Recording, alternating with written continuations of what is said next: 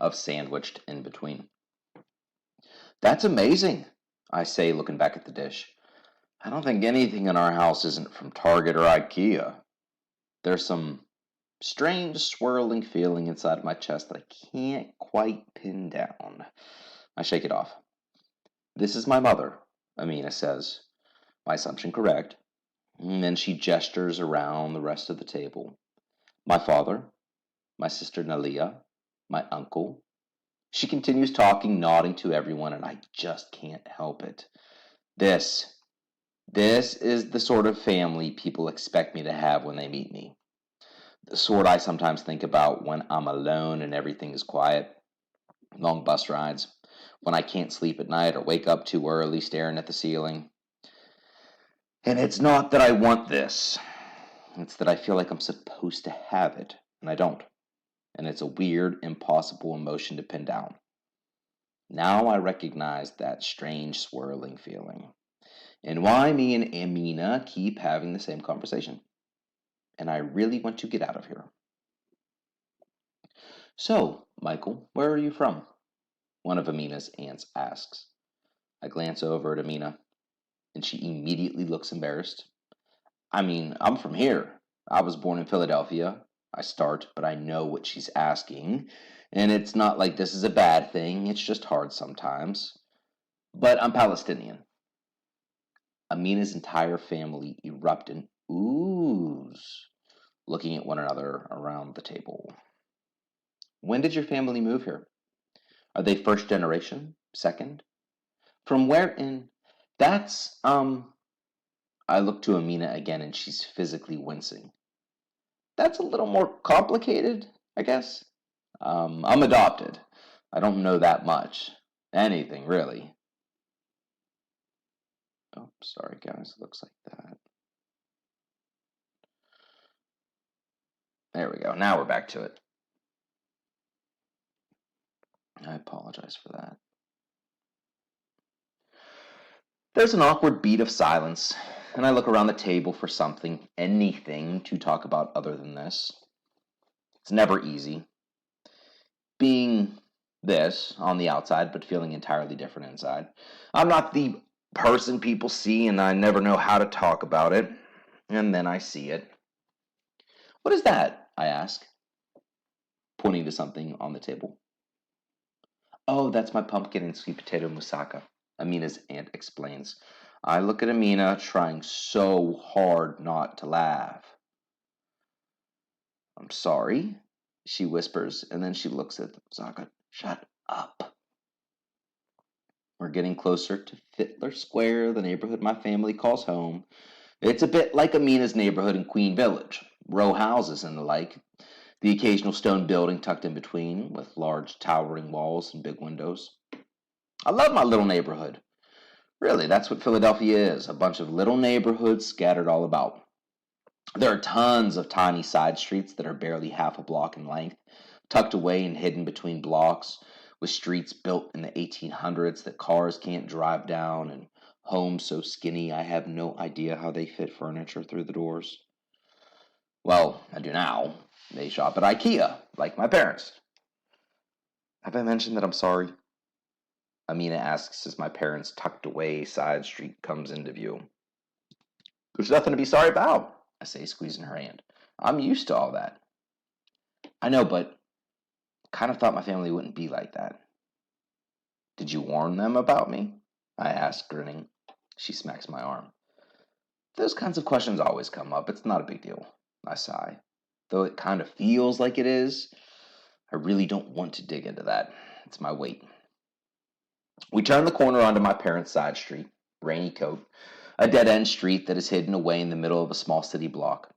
There are a handful of homes on this street that look out of place. A large white mansion with an obnoxious gate for one, which is right across the street from my parents' simple row house. Amina scowls at the eyesore, and as we approach my family home, she stops me in the cobblestone street. Hey! She smiles and pulls me forward. She kisses me, and it's like all the tension from those questions in my back and shoulders flows out of me, my entire body sighing. She pulls back, and we both exhale. And if I could blush, I would. I promise they'll be cool, I say, hopping up the stoop to the front door. I jiggle the doorknob, but it's locked, so I wrestle for my keys in my pocket. Before I can put the key in the lock, the door swings open. It's my mom, blonde hair and all smiles, her bright blue eyes wide and welcoming. They flit over to Amina, and her face turns up in an expression like she might cry. Mom, I start. Amina, my mom says, skirting past me and down the 3 little steps to the sidewalk, her arms wide open. She hugs Amina, who is staring at me wide-eyed, like she has no idea what to do. My mom lets her go and holds her shoulders. We've heard so much about you. Welcome to our home. Thanks, Amina says in almost a question. I'm here too, Mom, I mutter as she walks right by me again, leading Amina into the house. Oh, shush you, she says, shooing me away as the two of them go inside first. I follow quickly and close the door behind us. My mom is smiling like someone who is hiding something, someone with a surprise. She turns to our dining room, which you can see right down from the front of the house and just a little past the small living room. Michael told us all about you, Amina, and well, his father and I wanted you to be comfortable. Thanks, Mrs. Becker, Amina says, still glancing back at me. The table is already set. My father is sitting at the very end. Some of my cousins sit around the living room, plates in front of them, gossiping about who knows what, while my aunts and uncles sit at the table with my dad. I pull out a seat for Amina, and she sits down, and I settle in next to her. What can I get you? My mom asks, clasping her hands together, so eager to please. Mom, it's okay. We'll just pick at stuff. I look at Amina, who nods. We ate a bit at her parents' house. Well, I hope you have room for dessert. She smiles and hustles over to the kitchen, returning quickly with an apple pie. Oh, and how could I forget? She dashes off again, and I look over at my dad, who shrugs and shakes his head. School okay? He asks. Yep, I nod.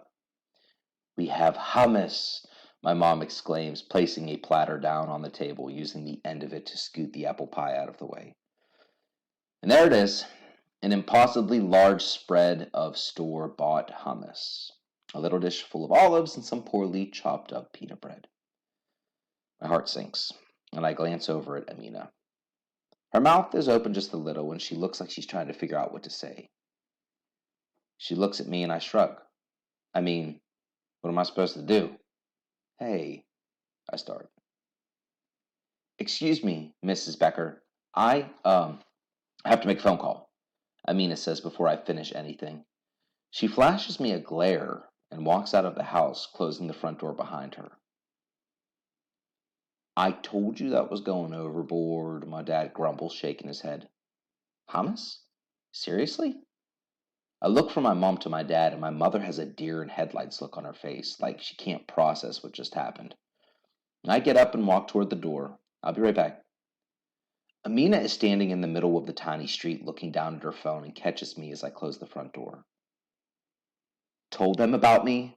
She asks, shoving her phone in her pocket. That's what they think? Amina, they didn't mean anything. My family didn't have some spread for what they assume your white family likes, a green bean casserole or like a platter from Panera Bread. That's not... I close my mouth and snort, trying so hard not to laugh.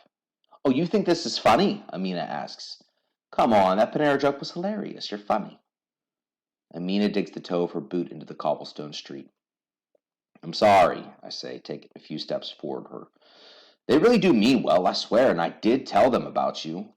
I talk about you all the time, every day. They're tired of it. I'm the sorry one.